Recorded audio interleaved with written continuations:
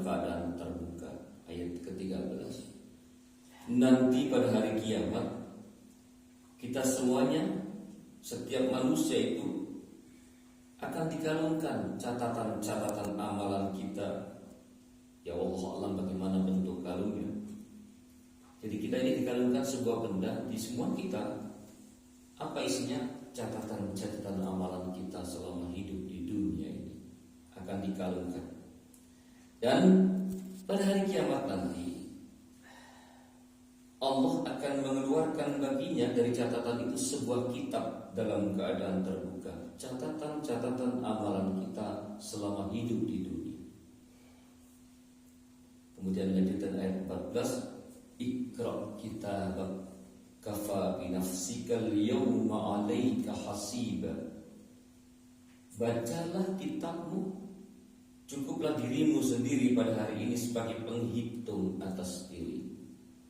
Hadirin, ini kejadian nanti pada hari kiamat, yaumil mahsyar, ketika hari perhitungan.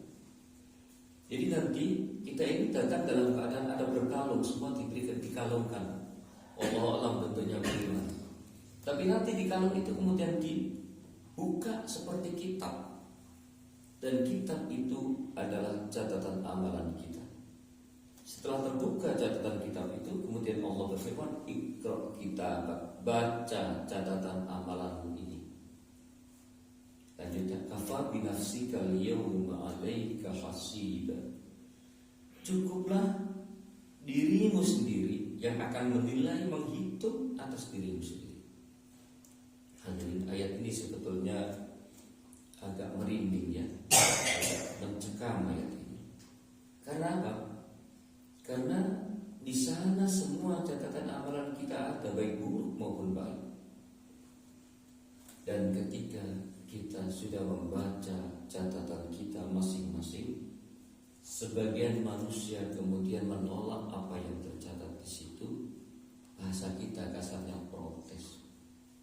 Ya Allah, saya tidak pernah melakukan ini, kenapa catatan saya ada? Kurang lebih begitu. Ya. Kemudian misalnya saya ini dulu menerima suap, tidak pernah menerima suap, kenapa catatan saya ada dengan jabatan saya? Saya ditulis di situ pernah korupsi.